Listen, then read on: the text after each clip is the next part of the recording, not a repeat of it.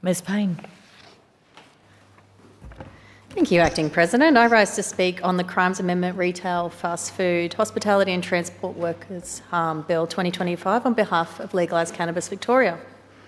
This bill amends the Crimes Act 1958 and the Summary Offences Act 1966 to protect workers in customer-facing retail, fast food, hospitality and passenger transport industries from harm.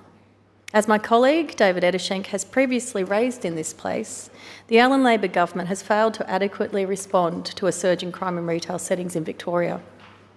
According to the data from the Crime Statistics Agency, there were over 41,000 incidents of theft from retail stores in the 2024-25 period, an increase of 27.6% in the past year alone.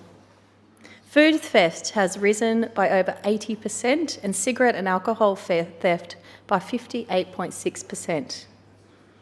Now, while these statistics are gobsmacking, increased rates of shoplifting are symptomatic of a cost of living crisis in this state, and it is concerning that this rise in abuse and violence towards retail staff is what we're seeing.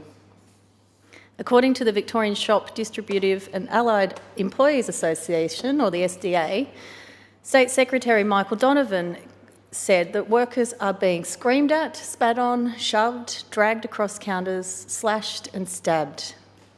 Now that's just appalling. Data from the Australian Retail Association shows that 51% of workers experience physical abuse monthly or more often, and 87% of retail workers experience verbal abuse.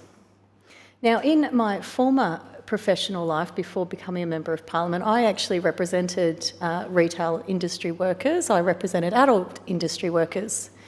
And interestingly, I always like to reflect on my time there because those businesses were more often than not self-regulating in this space around safety. Things like duress alarms, security cameras, internal training mechanisms and safety precautions were all part of the business model that the adult industry reflected upon. Because everyone deserves to feel safe at work, no matter what they're selling or what kind of work they're offering. But increasingly, retail workers are confronted with violent harassment and abuse. It's not an easy job, but for many, it is often their first job.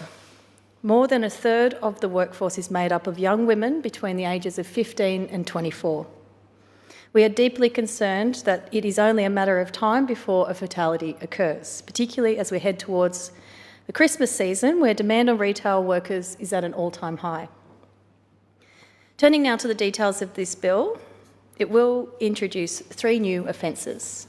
This includes a new indictable offence for assaulting or threatening to assault an applicable worker in connection with the performance of the worker's duties. The maximum penalty for this offence will be 5 years imprisonment. This is modelled off an existing offence, but it will be easier to prove as it doesn't require an accused to have an intent to commit an indictable offence. Secondly, this bill will introduce a new summary offence for lower-level assaults for applicable customer-facing workers in connection with the performance of their duties. The maximum penalty for this offence will be 60 penalty units or 6 months imprisonment. This is intended to be used in place of the existing offence of common assault offence it is modelled off, allowing for the double of the penalty.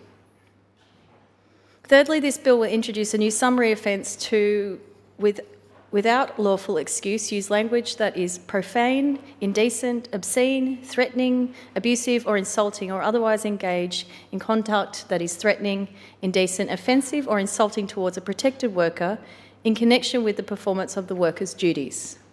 The maximum penalty for this offence will be 25 penalty units or 6 months imprisonment. This offence also builds on an existing offence, but will not require the conduct to occur in a public place and will triple the existing maximum penalty of 2 months imprisonment.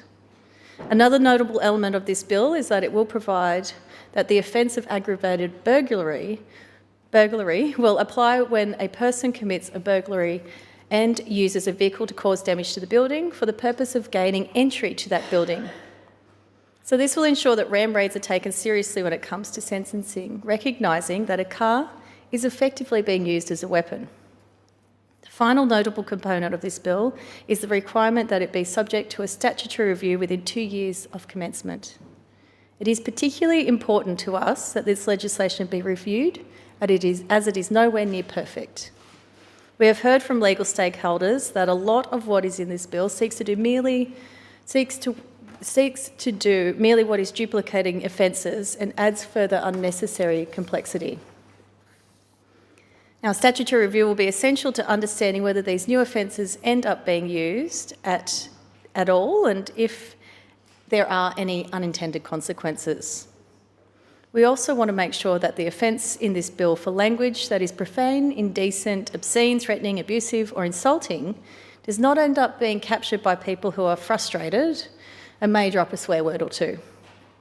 We will raise this and other issues during the committee stage of this bill. We are also deeply concerned that the impacts of this bill will not be felt equally. Data from the Racial Profiling Data Monitoring Project has again showed that Aboriginal people are over-policed. Aboriginal people are 15 times more likely to be searched by Victoria police officers than non-Aboriginal people and are 10 times more likely to have force used against them. This is despite Victoria Police claiming they have banned racial profiling in 2015. We expect that if a statutory review shows that these new offences are not keeping workers safe and are instead targeting marginalised communities, that these laws will be repealed. Again, I reiterate, every person has the right to feel safe at work. No one should be intimidated or threatened or harassed or harmed when they're in their workplace. But amid an epidemic of retail crime across this state, often young, inexperienced people are the ones who are put on the front lines, and they deserve better. Thank you.